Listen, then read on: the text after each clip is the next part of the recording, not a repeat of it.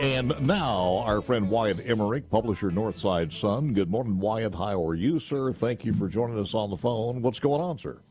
Good morning. I'm sorry there's not video. I had a cell phone disaster. I put my case on backwards, and it hit a button and reset my phone. And Jeez. I thought I was going to lose all my data on my phone. But anyway, hey, don't tell the grandchildren that. That's all. Just you don't need that in the volume of stuff that they're going to throw at you one day. So there you go. Yeah.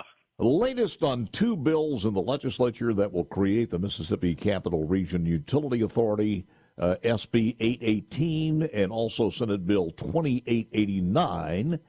If either one passes and is signed into law by Governor Reeves, the new authority will take control of the badly managed services from the Jackson mayor's control.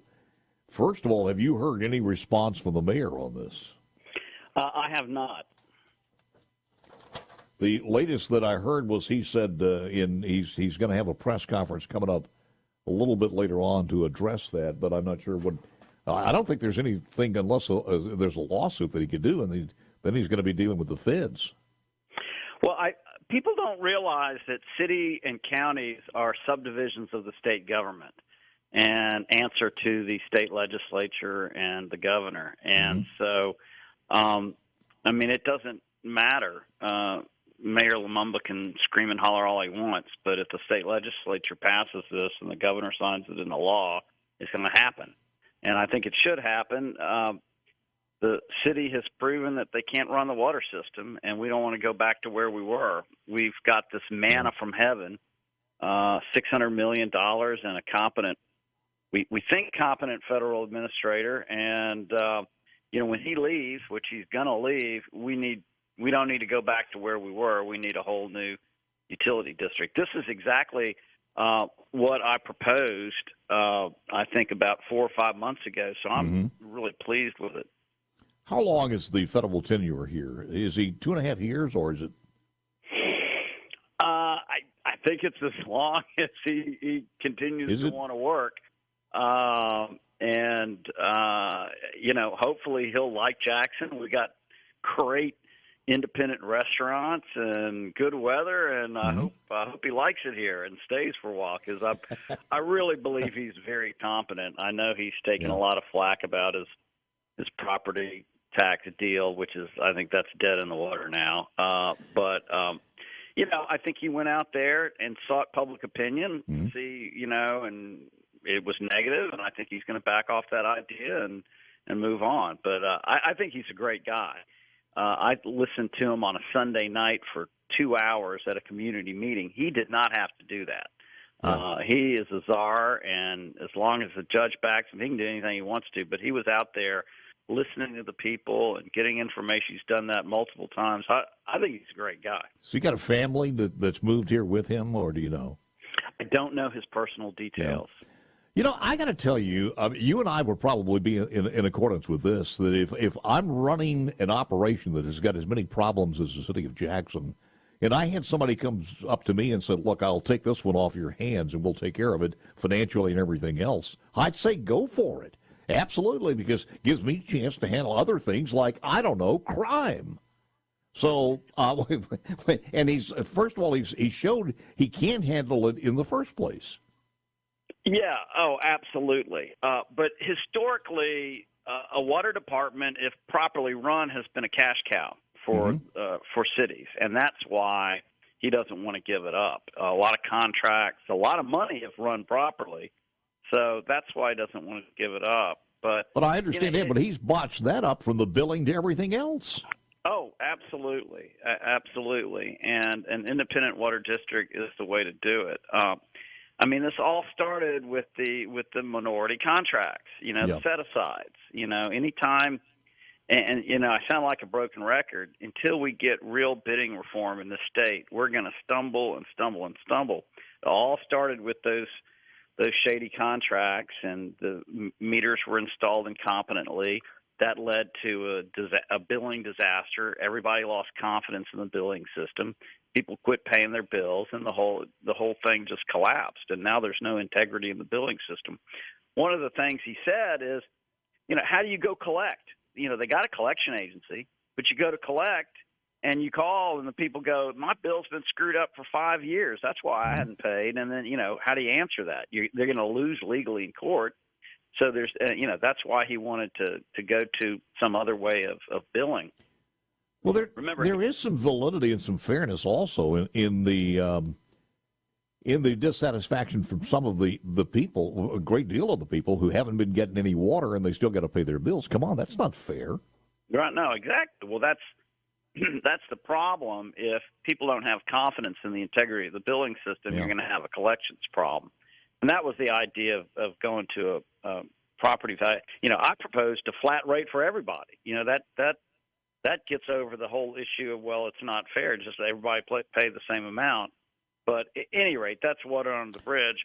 Every other city's been able to figure out how to get their meters working. We're going to have to figure out how to get the meters working, and we're just going to have to plug our way through this. Hennepin did not want the billing system. Ashby Foote made him take it as part of the deal. He did not want to deal with that. I think what you should do now is give it to a private company. You need to bring in a private company and let them handle all the metering and all the billing on a contract basis, and let Hennepin get on with what he does best. And that's wait a minute. Is that part of the descriptions of the quote authority, or is the authority the people who are actually doing it and running it? No. The authority is what comes after Hennepin leaves, right? So what I'm talking about now, until the authority is created, he has got to get the billing under control. And what I would propose is that he bring in a private private company to do that. Now, whether the private company continued to be retained after he left by the authority, that would be up to the municipal authority. But presumably, if they were doing a good job, they would keep them. I would guess he could also shorten his stay if he felt like the authority was ready to take over. Could he not? Oh, I think so. The $600 million question is, will the authority have access to the $600 million? We know that as long as the EPA has their handpicked administrator running the system, that money is there for him to deploy. What is unknown is if there's a new authority created, does that money transfer over to the authority? All these things have not been worked out. But whatever we do, we've got $600 million in water infrastructure. For Pete's sake, we do not want to lose that. That is manna from heaven.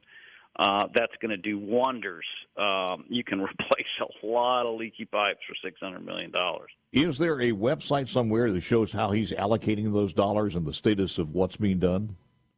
Well, what he's doing right now is building a hydraulic model so we know where the pipes are and all the valves are.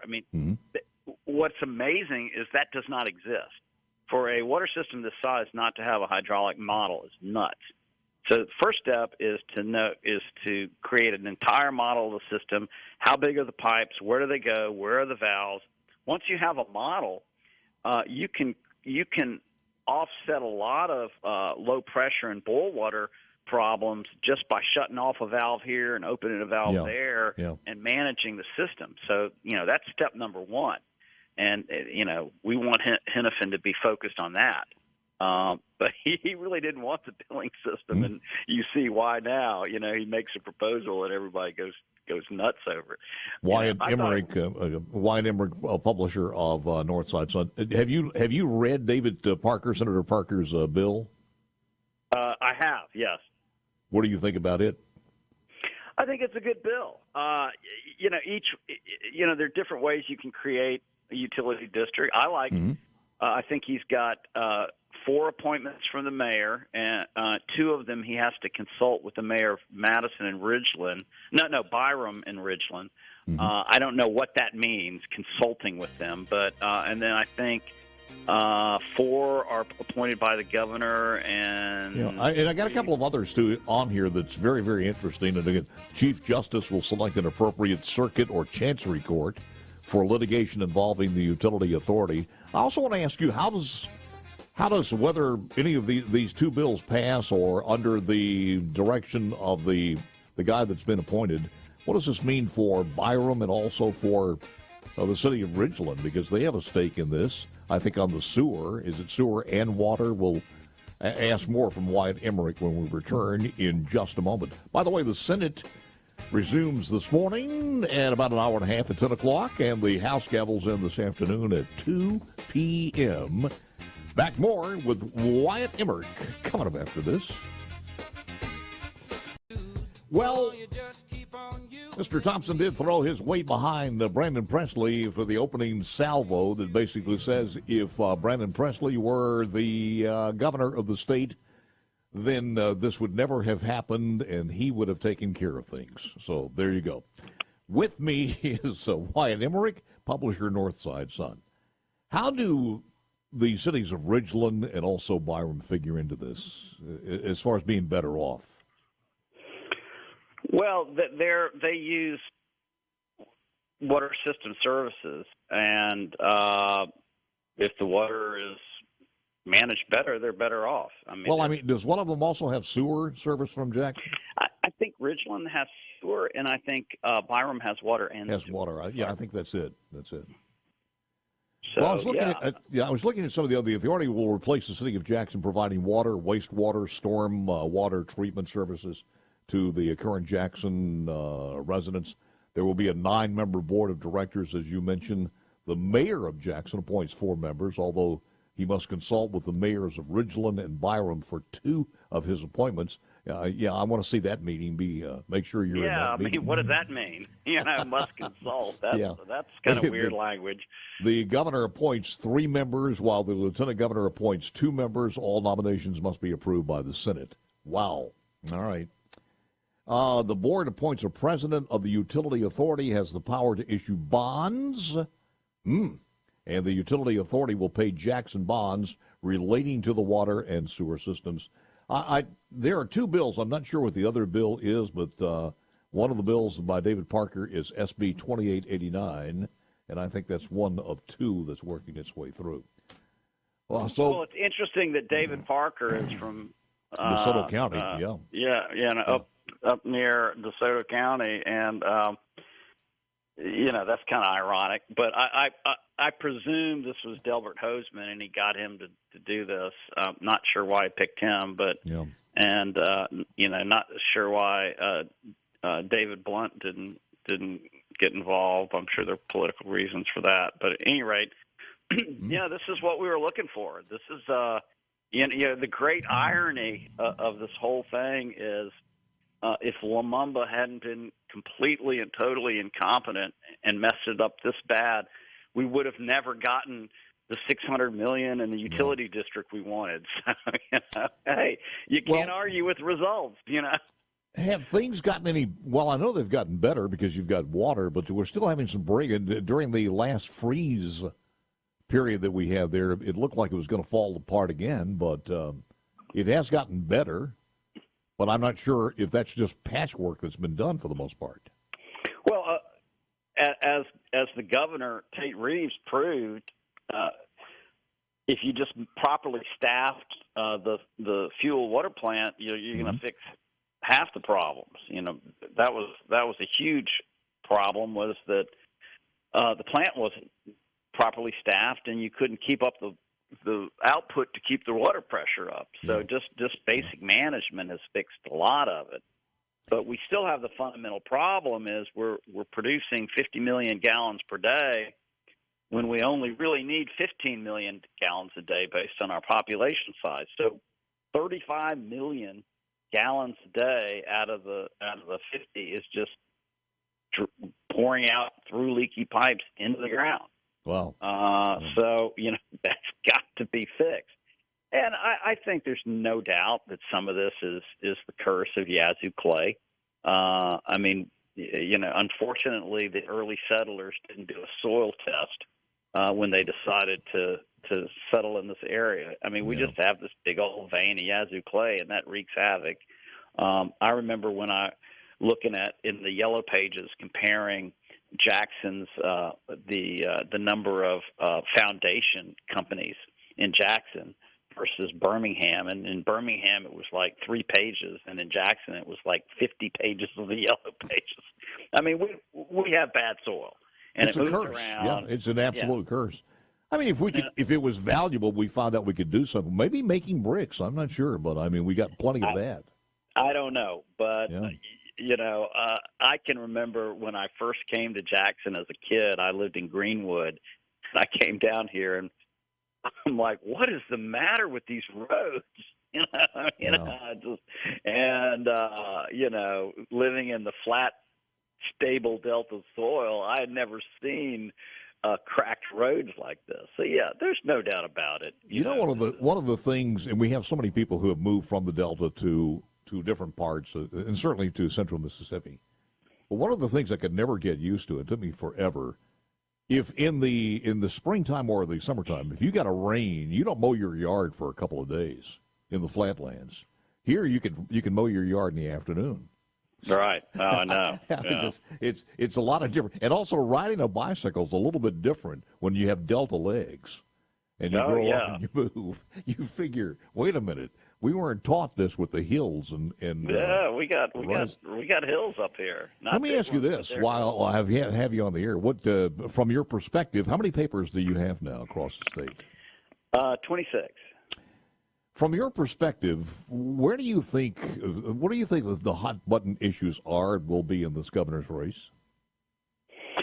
Well, I think that Brandon Presley is gonna try to beat up on the utility companies, the power companies. Mm-hmm.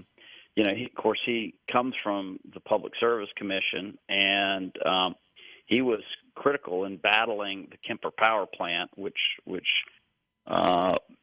he was able to prevent that from being paid by the ratepayers, which would have been a horrible albatross around the neck of 180,000 homes. And so he was on the right side of that issue, and everybody else was on the wrong side, just about. So he's going to make hay of that. You remember, of course, Bill Elaine.